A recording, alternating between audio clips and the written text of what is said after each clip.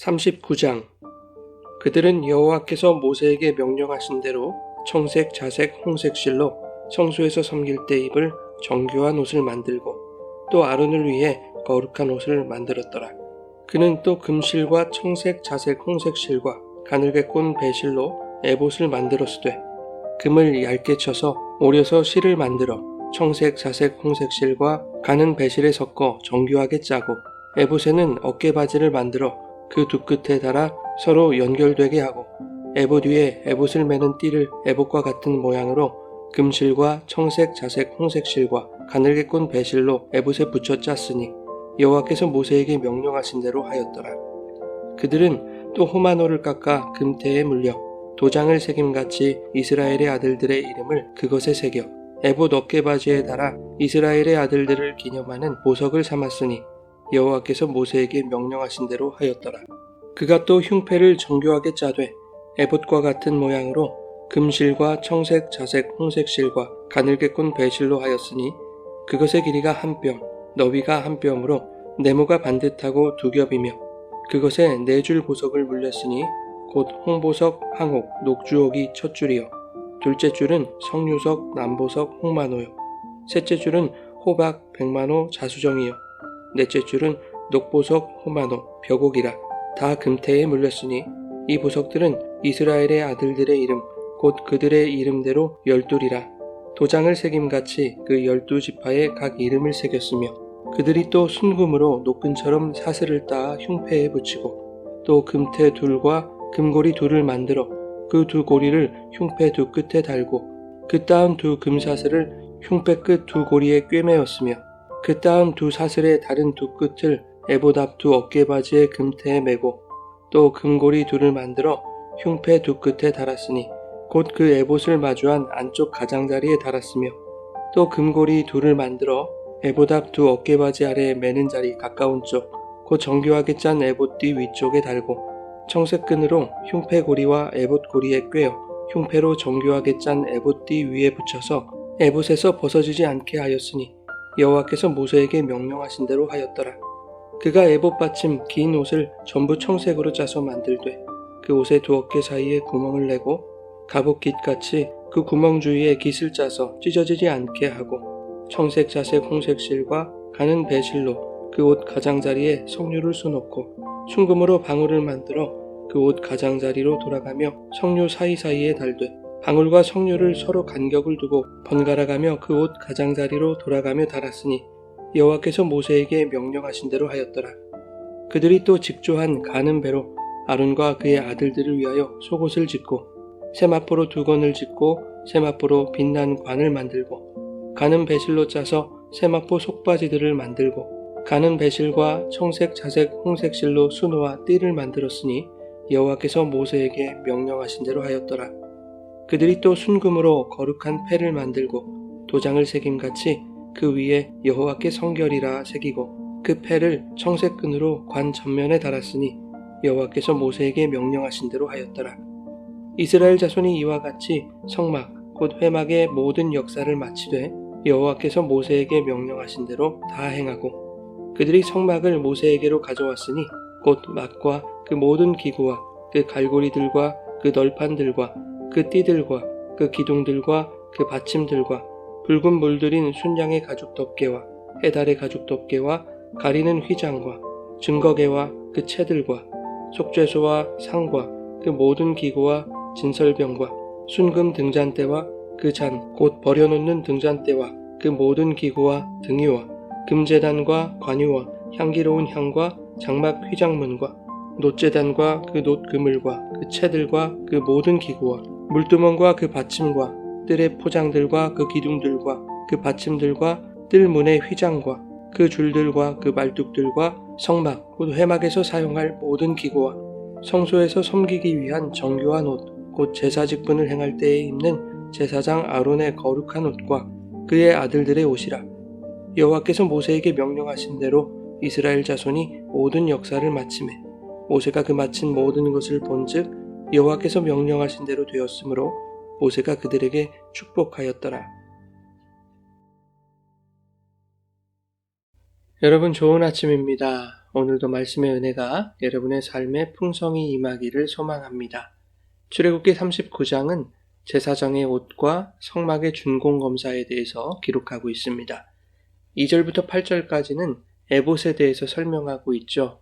에봇은 금실과 청색, 자색, 홍색실, 가늘게 꼰 배실로 정교하게 만들어진 제사장이 가장 바깥쪽에 입는 옷입니다. 어깨바지 2개를 만들어서 에봇에 연결하게 했고 어깨바지에는 호마노라 하는 보석을 깎아서 금테를 물렸습니다. 그것에 이스라엘 12지파의 이름을 새겨서 어깨바지 한쪽에 각각 6개씩을 달았습니다. 이것은 제사장이 하나님 앞에 나아갈 때 항상 자신의 어깨에 이스라엘 12지파를 짊어지고 나아가야 함을 의미하는 것입니다. 에봇에는 흉패를 만들어서 붙이도록 했는데 이 흉패에는 4줄로 해서 한 줄에 각각 3개의 보석을 달았습니다. 총 12개의 보석이 달리는 것이죠. 홍보석, 황옥, 녹주옥, 남보석, 홍마노, 녹보석 등등이 그것인데 오늘날의 다이아몬드, 루비, 사파이어, 에메랄드, 자수정 같은 값비싼 것들입니다. 이 보석들 또한 이스라엘의 12지파를 상징하는 것입니다. 제사장이 하나님 앞에 나아갈 때 자신의 가슴에 이스라엘 12지파를 품고 나아가야 하는 것을 의미하고 있는 것이죠. 이처럼 하나님은 제사장의 의복을 통해서도 예수 그리스도에 대해 설명하십니다. 우리의 영원하신 대제사장 예수 그리스도께서 자기 백성을 당신의 마음에 품으시고 그들의 죄를 어깨에 짊어지시며 십자가로 향하시는 것을 보여주고 있는 것이죠. 또한 우리와 같은 죄인들조차도 주님은 귀한 보석으로 여겨주신다는 것입니다. 요한계시록 21장에 보면 천국을 흉패에 붙인 보석들로 표현해 놓았습니다. 그것은 천국의 바닥과 벽과 건물들이 이러한 값비싼 보석으로 이루어졌다는 것을 말하는 것이 아니라 천국은 이러한 보석 같은 성도들로 이루어진 곳임을 말하고 있는 것이죠.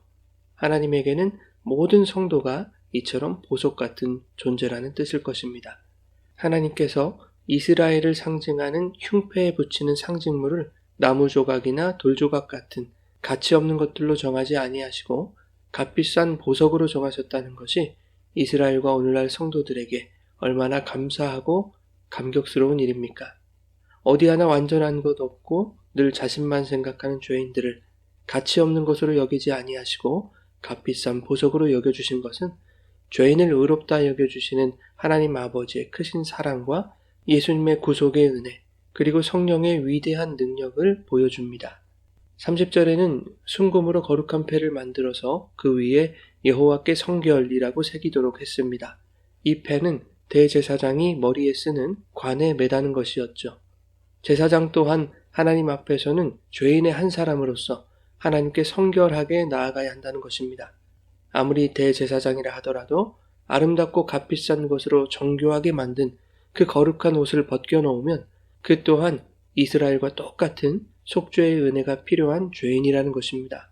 하나님께 성결하지 않으면 그가 누구라도 죽임을 당할 수밖에 없는 것이죠. 그런데 참 놀라운 것은 예수님은 우리의 대제사장이시면서도 성결하지 못한 죄인의 모습으로 죽임을 당하셨다는 것입니다. 대제사장인 동시에 영단번의 희생제물이 되어주신 것이죠. 이것은 인간 대제사장으로서는 불가능한 일이죠.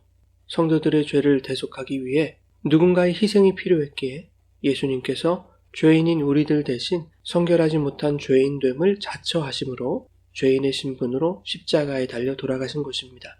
그렇게 성도들의 성결을 지켜내신 것이죠. 그러므로 성도들은 오직 예수 그리스도 안에서 여호와께 성결함을 이룰 수 있는 것입니다. 32절부터는 성막공사의 준공검사가 이루어집니다. 이스라엘 자손이 이와 같이 성막, 곧 회막의 모든 역사를 마쳤다라고 기록하고 있습니다. 그런데 이 모든 것이 여호와께서 명령하신 대로 행한 것이다 라고 말씀하고 있죠. 모든 것의 완성은 하나님의 뜻대로 이루어져야 완성이 되는 것입니다. 오홀리압과 브살렐이 잘 만들었기 때문에 완성이 이루어진 것이 아닙니다. 모세가 사람을 잘 세웠기 때문도 아닙니다.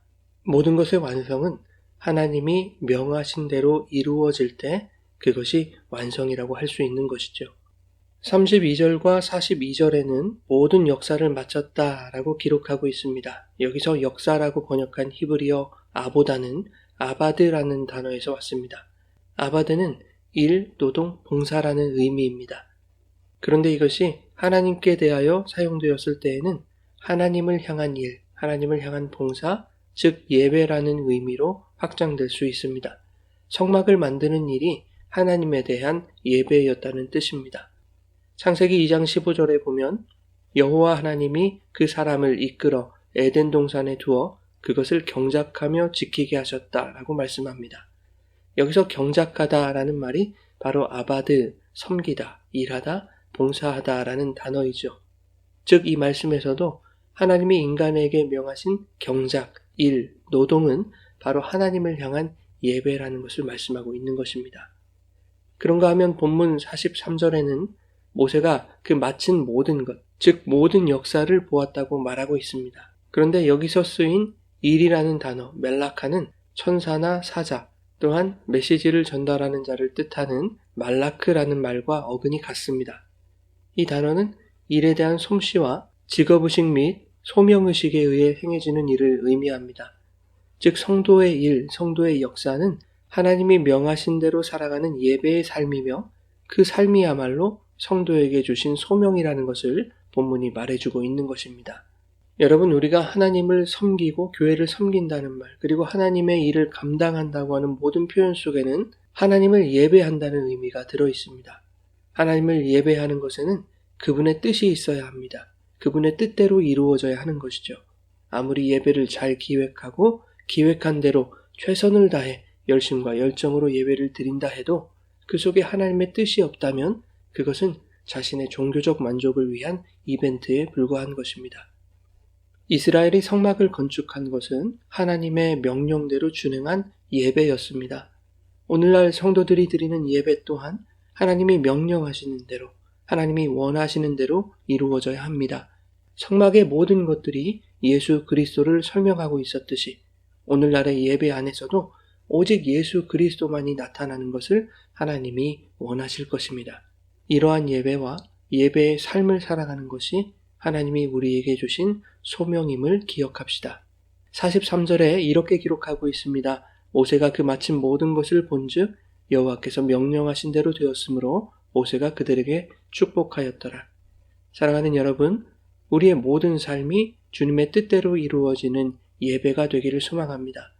여러분의 모든 삶 속에서 예수 그리스도의 향기가 나타나는 하나님이 원하시는 산제사가 이루어질 때 그러한 여러분의 삶 속에 하나님의 축복이 충만히 임하기를 예수님의 이름으로 축원합니다.